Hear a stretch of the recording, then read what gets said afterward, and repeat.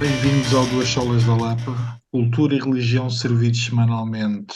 Convosco, bem, eu já não faço isto há muito tempo. Convosco, Sol Joel e Sol Ah, Estevam. não vou Estamos a mentir, ficar tinha saudades. demasiado à vontadinha. Isso. Depois as pessoas não nos levam a sério, Tiago. Mas a mim nunca Estou. ninguém me leva a sério. Não. Pois, também é Já verdade. aqui, com o Espírito Santo a iluminar-te. Epá, é bonito, não é? Eu tenho pena das pessoas que não nos seguem no YouTube, porque as pessoas devem me ouvir falar e achar que eu sou um palerma, mas não, até posso ser, mas sou um palerma Estás iluminado, porque iluminado. realmente. Estás iluminado.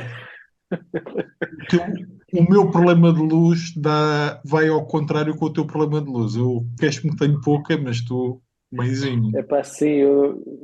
Pá, tenho que resolver. Um dia este podcast vai ser algo realmente à sério.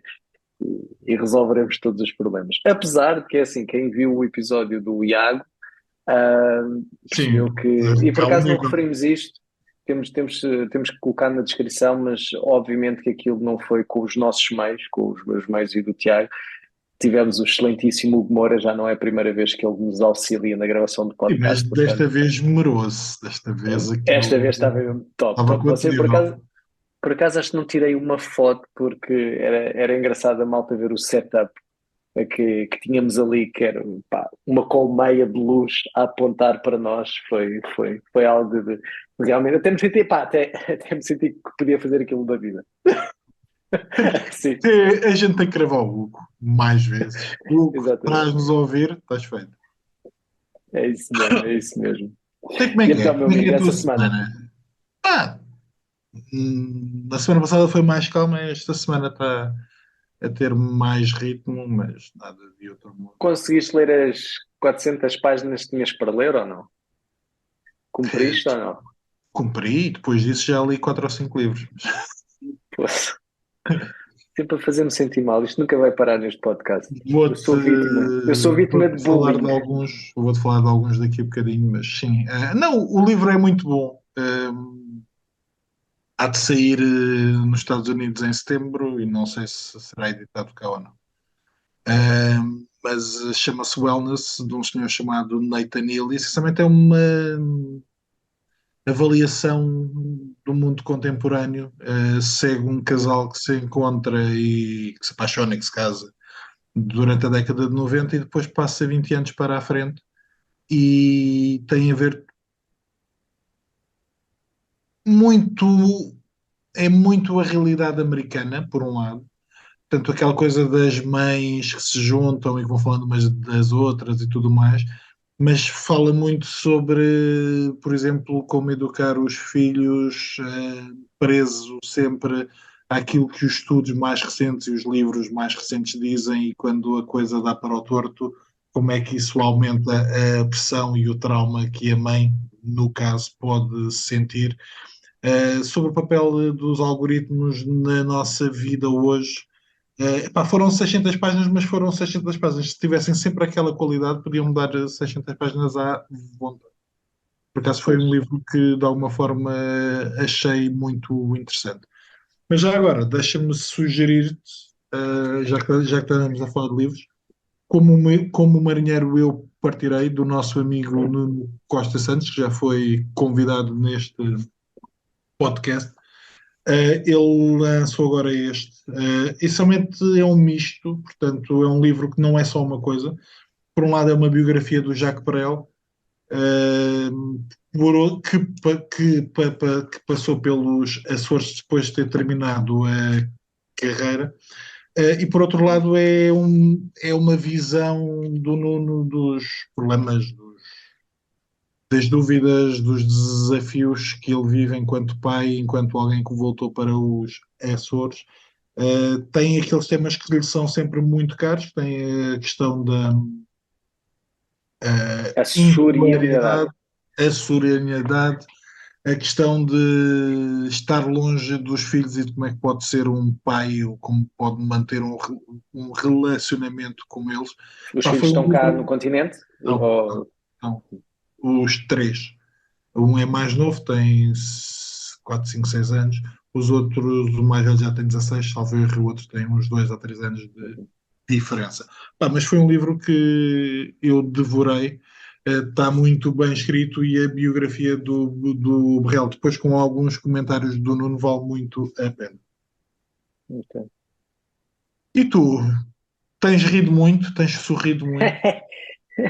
Pá, sim, sim, por acaso coloquei-me a ver o Sorri. Falámos aqui, não falámos desse filme? Foi Falámos, aqui que eu falámos vi, disso. Tinha ali para ver e no outro dia fiz aquelas sozinho, previstas que não, com medo. sozinho à noite, sozinho à noite meti-me a ver aquilo. Não terminei nessa noite, não foi só por uma questão de medo, foi porque depois tive que dar aqui um auxílio. Uh, mas é um bom filme de terror. Acho que é um bom filme de terror. Tenho pena, sabes que o filme é quase ipsis verbis a fórmula do The Ring. Estava a pensar, pelo menos do The Ring americano que não viu o outro. É aquela coisa de maldição, descobrir como é que eu quebro a Uhum, maldição, uhum. e mesmo o final aquilo é cópia. Eu estava a pensar que é um bocado cópia do Ring. Curiosamente, eu até a nível de suspense, de susto, achei que este mexeu mais comigo. Havia É ali mais uma outra psicológico, cena. eu acho. Sim, É mais humanista no sentido de coloca pessoas a ter determinados comportamentos que o outro, como lida sim. com o sobrenatural, acaba por ser distinto. E é sempre muito giro ver, porque por isso é que os filmes de terror usam sempre muito, por exemplo, crianças, né? Porque quando associas a uma certa imagem de inocência associada às crianças Uhum. e depois tu fazes o twist daquilo e de repente, e este fazem o mesmo com o sorriso, né? O diabólico vem na questão do sorriso, e isso realmente há ali uma coisa que nas crianças um gajo já está habituado a ver nos filmes. Agora usar a questão do sorriso, pá, e realmente havia lá sorrisos que eram mesmo Não, é muito bom. assustadores. É muito... Eu, na altura ali, Ah, acho que ela teve a treinar, ela e alguns dos atores tiveram a treinar o sorriso, porque ele dizia: eu quero que tu sorrias, mas não quero que o sorriso vá até aos olhos. Ou seja, tu pois, tens que sorrir, mas exato. a tua face tem que estar séria, os teus olhos têm que mostrar uma outra coisa. O Portanto, que. epá, é um filme que vale a pena. Aliás, e nesta fase que eu sempre adormeci um pouco a ver filmes e séries, e agora, como ando a descansar um bocadinho menos, isso ainda mais me acontece. Epá, e os filmes de terror e suspense normalmente são um antídoto perfeito, porque ainda agora, ontem, coloquei-me a ver o The Chosen. Já viste o The Chosen? Acho que ainda não falamos disso, gostava de falar disso. Nem sabes o que é? Também. Tem Então que ir saca ver, uma mas acho que aplicação. não. É sobre a história de Jesus e os discípulos. Não sei exatamente, ou seja, aquilo começa uh, uh, quando Jesus devia ter para aí um Já bocadinho vi. antes do início do ministério. Já Angel, viste? é aí que tu estás a ver? É para uma A aplicação, eu aplicação tenho uma chama-se aplicação, Angel? não, chama-se Angel The Studio? Chosen. Não, e Chama-se isso é um mesmo The filme. Chosen. Ok. São três Não é um temporadas. filme, é É uma uma série. série, né? Sim. Um, Ainda não sei dizer se é bom ou não. No IMDb tem uma pontuação de 9,3, mas quer dizer, pode ser aquela coisa de todos os Todas as cristãos igrejas foram. vão lá colocar a pontuação. Epá, está ali, ou seja, neste momento esta série está ao nível do Padrinho. Se calhar até. Nenhuma série terá nove. Pronto. Mas pronto, Exato. avançando. Mas isto para dizer, epá, ontem comecei a ver, ainda não sei dizer o que acho da série. Acho que é um bocadinho. ah, não sei dizer o que acho da série. Obviamente que aquilo tem muita história extra-bíblica. Eles começam com uma questão que diz, epá, obviamente todas as backstories tiveram que ser Uhum, feitas para poder construir, uhum. mas dizem que o essencial e quando entra as partes bíblicas que são fiéis a isso. Como eu ainda não cheguei bem a essa parte, o primeiro episódio, pelo menos a parte que eu vi que aquilo tem 50 minutos e eu aos 40 comecei a dormir, portanto tive que parar aí. Mas ainda estava só nesta parte da backstory de construir as personagens. Já apareceu É. Nicodemos, já apareceu a mulher que mais à frente que está possessa e que há de se cruzar com Jesus, ou seja, pelo texto bíblico Hum, percebes hum. quem ela é. Mateus já apareceu, Pedro já apareceu, pronto, estão a contar ainda a backstory deles, ainda não entrou mesmo na narrativa bíblica, por assim dizer. Portanto, peguei nisso, pensava que poderia já estar a par da série de fazeres aqui. Não, não. Epá, eu tenho visto muito pouca televisão, tenho lido mais. Vi dois filmes, um que eu sei que tu achaste piada e que eu detestei, que é o The Menu. Uh, Epá, não é um filme brilhante, mas não te entreteve. Foi daqueles filmes, por acaso, que não, entreteve-me bastante. não, não, porque tenho três ou quatro coisas que me irritam. O The Menu, para quem não sabe, é a história de um grupo de pessoas que vai para uma ilha para jantar, uma refeição feita por um chefe daqueles Michelin, 5 estrelas. E a determinada altura as coisas começam a sair dos eixos. Epá, acho que há coisas que ficam no ar só para que tu estejas entretido ao longo do filme e que não fazem falta nenhuma. Acho que enquanto crítica eu acho que prefiro ver um Hell's Kitchen e percebo mais as pancadas dos chefes do que aquilo. Achei que as personagens eram todas ou redundantes ou pouco personagem, eram mais caricaturas. É, Pá, e isso é verdade, é tudo muito achei. estilizado. Aquilo é tudo É, muito estilizado. Esta é a mesa de não sei quê, esta eu é. acho que é um filme da Anna Taylor-John, ou Joy, como é com Anna Taylor-Joy.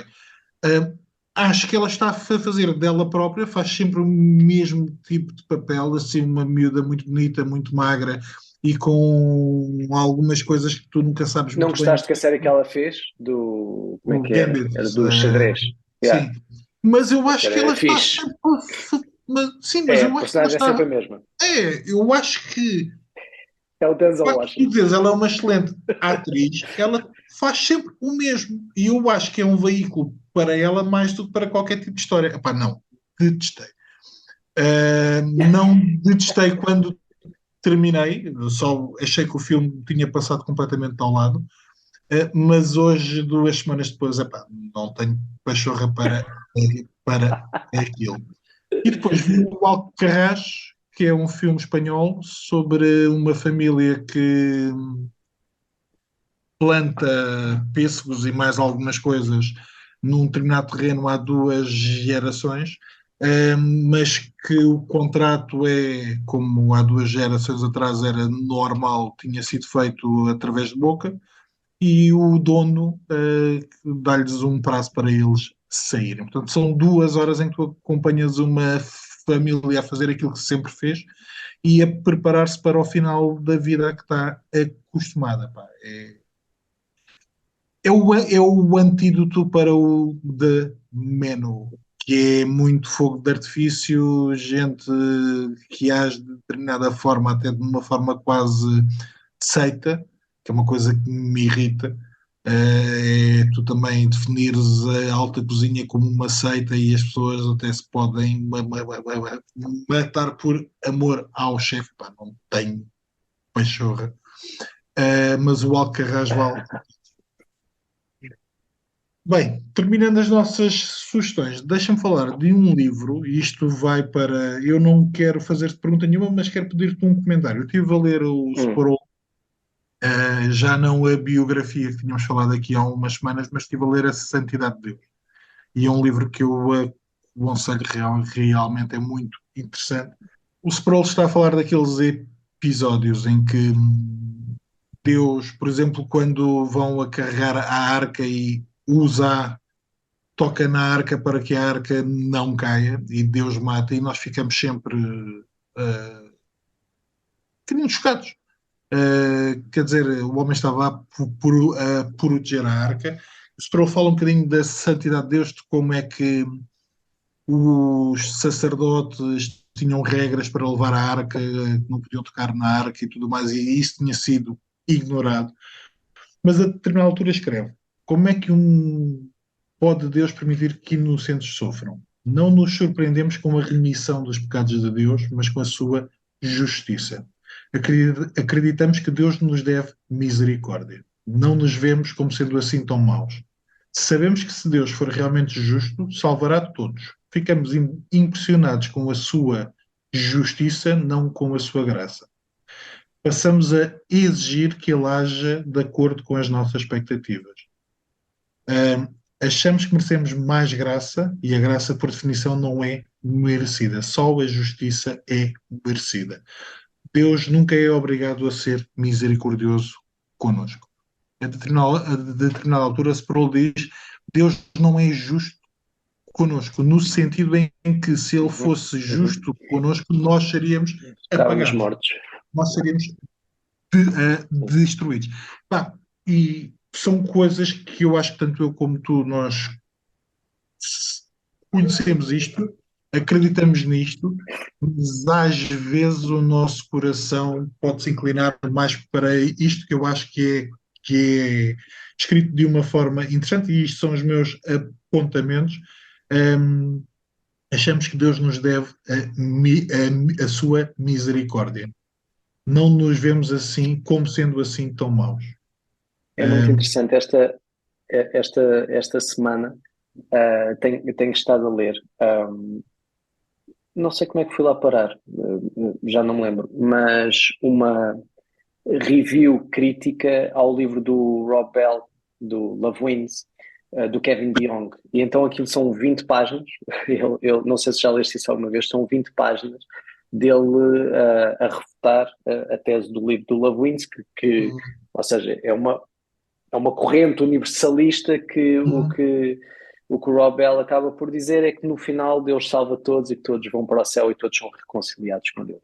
E é muito interessante tu estares a falar disso, porque há uma parte do livro que o Kevin DeYoung fala do quão mau, porque ele diz que muitas vezes o Rob Bell refere só ao amor de Deus, mas que depois de santidade pouco fala. E ele diz que a única expressão que é repetida constantemente Santo, santo, na santo. vida é o santo, santo, santo, acerca da santidade de Deus. E é muito interessante estás a fazer esse ponto, porque com uma ênfase diferente, mas o que o Kevin Young está a dizer é mesmo isso, é nós realmente não compreendemos o que é que esta santidade é face ao nosso pecado. Ou seja, nós achamos sempre que como é que é possível um Deus de amor condenar pessoas ao inferno, mesmo porque nós não percebemos isso, que é, Deus não nos está a condenar ao inferno, Deus escolheu os seus para libertá-los da morte que todos mereciam, e que Ele é um Deus santo, e que nós nunca vamos conseguir perceber como o nosso pecado se coloca nesse caminho. Portanto, é muito interessante. Não li esse texto, mas há aqui parte da tese do Kevin DeYoung foca muito esses pontos que agora estavas a trazer. Eu acho que é interessante, até olhando para a minha experiência, até olhando para a minha vida, até olhando para a forma como às vezes lidamos com as questões que nos acontecem, aquela a ideia de acreditamos que Deus nos deve a sua misericórdia, não nos ficamos mais impressionados com a justiça de Deus do que com a graça. E esta foi uma ideia que me toldou, ou seja, um, principalmente, e eu diria que é a tua experiência, para quem cresce na igreja, eu acho que às vezes temos a graça ou o amor de Deus como garantido e ignoramos a santidade barra justiça de Deus, o facto de Deus odiar o pecado, de Deus de ser algo que não aceita que conspurque a sua santidade e que a salvação é algo que mostra a graça no sentido em que não é merecida, mas acaba por mostrar também um amor santo. Ou seja, Deus escolhe um povo para si, e salva porque sim. Não salva por merecimento, não salva porque viu que lá à frente nós nos iríamos comportar de determinada forma. Um, mas aquilo que mais me marcou foi esta tendência que eu acho que todos os nossos corações têm para apontarmos o dedo a Deus.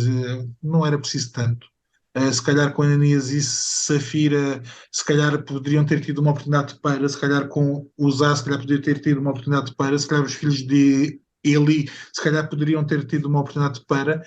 E aquilo que o Sproul vai marcar é todos eles conheciam a palavra de Deus, todos eles conheciam a- os riscos ou aquilo que Deus diz que acontece a quem não age daquela Uhum, forma. uhum, Mas provavelmente todos eles acharam que, ok, Deus vai ser sempre gracioso. Deus não vai ser justo porque não está ou na sua natureza ou eu sou demasiado bom para uhum, sofrer a justiça de Deus. Um, mas hoje, de uma outra forma, tu enunciaste o exemplo do Rob Bell.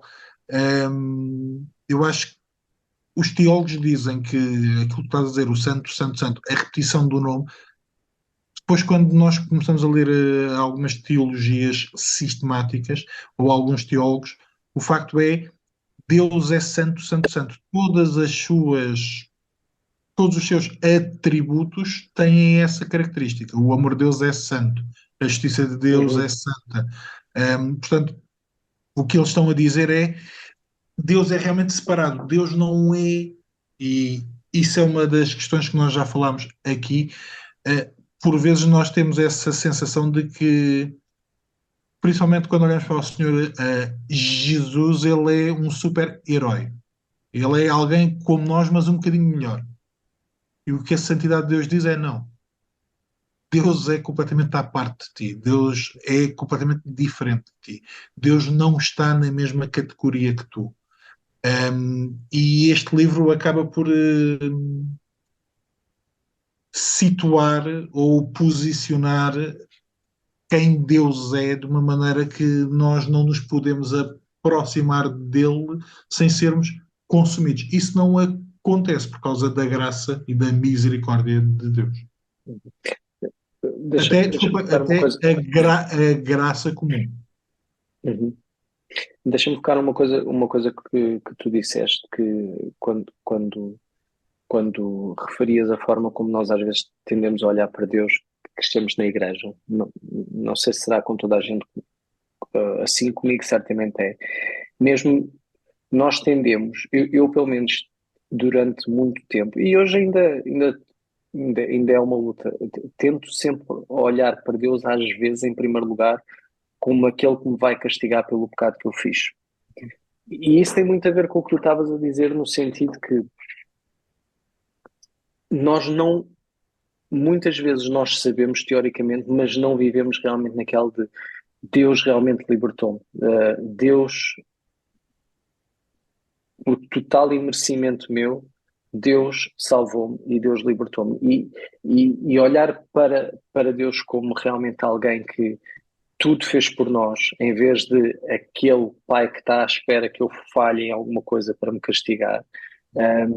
É uma luta que se calhar eu travo por vezes, que é muita coisa. Caí e a primeira é, "E agora vou ser castigado." Sem perceber até o que este castigo pode significar e que a Bíblia ensina que é, se castigo houver, é só para que eu possa Por ser amor. aperfeiçoado e por amor perante Deus. E esta coisa que primariamente Deus não me está a castigar para mostrar para me colocar no chão, mas é totalmente o contrário, porque Ele quer que eu me alegre nele, ele quer que eu perceba que tudo o que eu tenho é imerecido. Um, e tem muito a ver com isso que tu estavas a dizer, parece-me que muitas vezes a gente não lida com esta coisa de, não, isto não se trata de olharmos para a justiça de Deus, trata-se de olhar para Deus quem Ele é e de Ele escolheu salvar-nos, libertar-nos, e isso faz muita diferença, muda aqui mesmo o chip. E deixa-me só acrescentar que a questão de quando nós falamos de justiça, ehm, a morte de Cristo é isso. É alguém que cumpre toda a lei, coisa que eu não conseguiria fazer. É alguém que é justo, alguém que é inocente, que carrega o preço, paga o preço, é morto, sofre a ira de Deus, imerecida, mas é uma troca cósmica. Ou seja, Cristo morre na cruz, inocente, ele sofre o castigo do pecado para que eu não o sofra. Não quer dizer que nós não soframos neste mundo, ok? A Bíblia diz-lo várias vezes. Agora, aquilo que acontece na cruz é que Deus castiga o seu filho, o preço do pecado é pago para que eu não o tenha que pagar depois. É nesse sentido, e por isso é que a questão das obras e de sermos salvos pelas obras é anti-evangelho, no sentido em que Cristo já sofreu, já levou o peso dos pecados, o castigo dos pecados no seu corpo. E é aquilo que eu há bocado estava a dizer, mais do que aquilo que tu disseste, não. Também estava a dizer isso, mas eu acho que quem cresce na igreja pode ter a tendência de ter a graça como algo natural, no sentido de já não olhar para ela, já não pensar nela com o mesmo senso que o Sproul aqui fala. Ou seja, eu estou mais preocupado com a justiça de Deus, Deus vai me castigar, do que, não, Deus salvou-me porque quis. Deus promete que me vai, ehm, até à glorificação, Deus vai ser comigo. Deus vai me santificar passo a passo para que um dia eu seja glorificado na glória, para que um dia possa vê-lo ou estar perante a face de Deus sem o risco de ser consumido. Isso eu acho que ainda não temos compreensão suficiente. Falo por mim, claro. Acho que falas. Mas olha, smile. Smile. É isso aí. Meus amigos, até para a semana. Leiam Sproul, leiam Sproul. E ele é o Sproul. Eu gosto do Sproul. Eu gosto do Sproul. E vejam os debates dele e as respostas deles nos aqueles encontros que eles têm. Não, É maravilhoso.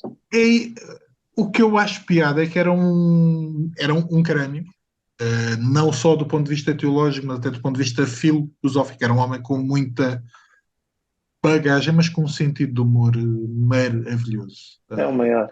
É isso. É o maior. Então, leiam Sproul. Meus amigos, até para a semana. Ele está sentado sobre o trono e sua glória invade o lugar. Em sua coxa está escrito Rei dos Reis. O universo está debaixo de sua lei. Ele é santo e não aceita o pecado. É a verdade, não aceita.